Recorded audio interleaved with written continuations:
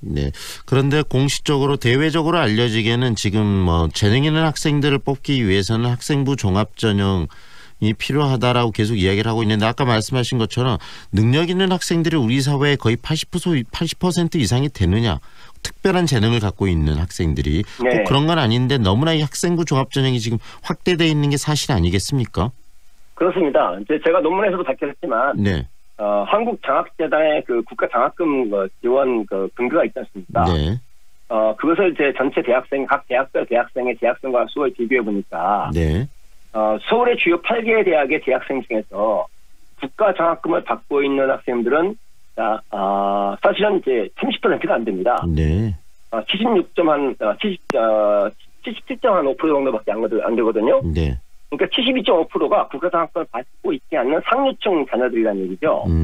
예를 들면 그러면 상류층 자녀들만이 특별한 재능을 갖고 있느냐? 네. 상류층 자녀들만이 우수한 학생이냐? 네.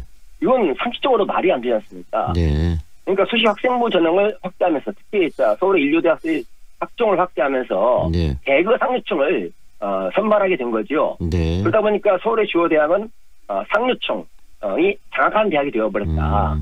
이렇게 볼 수가 있는 겁니다. 그러니까 서민 중산층에는 거대한 장벽이 되었고 네. 상류층에는 자기들의 계층을 자녀들에게 유지 확대시키는 하나의 중요한 통로가 되어버린 것이 지금 현재 대입제도다 이렇게 볼 수가 있습니다. 학생부 종합전형을 중심으로 한 현재의 대입제도, 즉 수시 그 중심의 대입제도가 상류층들의 그 학생들을 이렇게 입학시키는데 굉장히 유리하게 작용하고 있고 그 다음에 일반인들이나 이런 자녀들은 더 대학을 가기가 어려워졌다라고 판단하신다는 이야기인가요? 그렇지요. 예를 들면 네.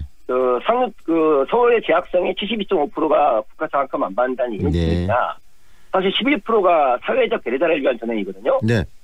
그다음에 이제 나머지 11.5% 정도가 그럼 서민 중산층 전체라는 얘기입니다. 네.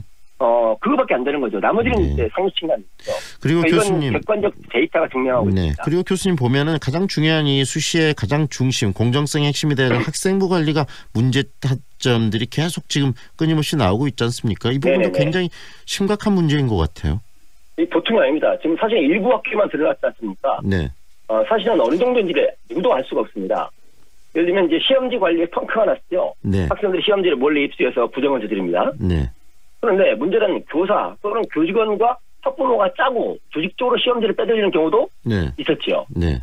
그리고 교사가 자기 자녀를 위해 답안지를 빼돌렸다는 의혹도 지금 크게 수사를 받고 있고 이미 증거가 나왔다는 보도가 많이 나왔지 않습니까? 네. 그리고 이미 그 내신 수행평가나 비교과 교내상 여기에서 1학년 1학기 우수 학생들을 3년 내내 몰아주기로 한다는 것은 네. 이미 고등학교생 비밀도 아니고 공공연한 사실인 거죠. 네. 그렇기 때문에 이제 학생부 종합전형은 당연히 폐기 수사를 밟아야 되고요. 네. 사실은 이제 그런 부정 소지가 아주 크게 드러난 학생부 교과 전형마저도 네. 이제는 늘릴 때가 아니다. 네. 축소할 때다 이렇게 볼 수 밖에 없는 거죠.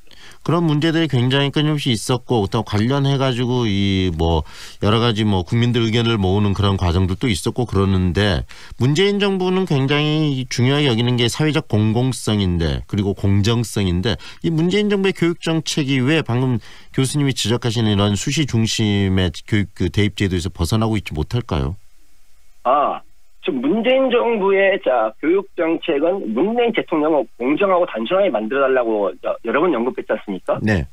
그런데 이 문재인 정부의 집토끼들, 지지 세력이 바로 뭐냐? 정교조라든가 서각세라든가 조국교사운동이라든가 이런 주로 교원단체들입니다. 네. 이들이 교육 정책에 지대한 영향을 미치고 있는 것이죠. 그러니까 일반 국민들은 그나마 상대적으로 좀 더 공정한 수능을 가지고 수능을 절반 이상 해서 뽑아달라라고 네. 하는 게 국민의 70% 이상이 요구한다는 것을 여러 여론조사에 확인되었고 네. 이미 대입 공론화 과정에서도 과반수가 대입 전형에서 성시 수능 전형을 45% 이상 확대해달라 네. 요구했다는 것이 확인되었습니다. 네.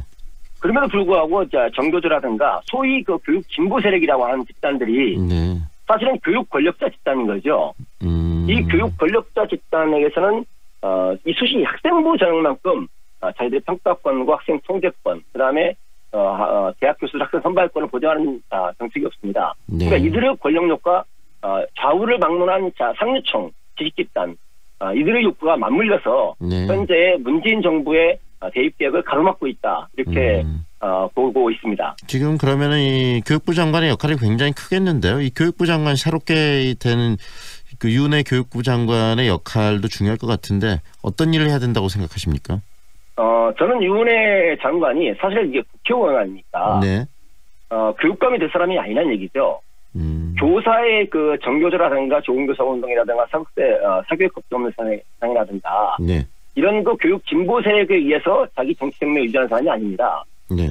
학부모와 국민의 지지에 의해서 정치 생명 유지되고 자기 할 일을 할 수 있는 사람 아닙니까? 네. 그렇다고 한다면 교원단체들에 휘둘리는 것이 아니라 소위 그 편협한 진보도 아닌 가장 보수적인 그런 교육 권력 집단에 휘둘리는 것이 아니라 네. 정말 일반 국민 입장에서 학생 학부모 입장에서 교육을 바라보고 대학 입시를 바라보고 네. 공정하고 그다음에 불평등을 해소하면서 나름대로 지역 균형을 확대할 수 있는 네. 그런 대입제도 계획을 하는 것이 가장 중요하다고 봅니다. 네. 예를 들면 뭐 유치원 계획도 중요하고 네. 고교 무상교육도 중요하지만 우리 사회를 가장 크게 좀먹고 있는 것이 썩어 문드러지게 하고 있는 것이 대입제도 아닙니까? 네.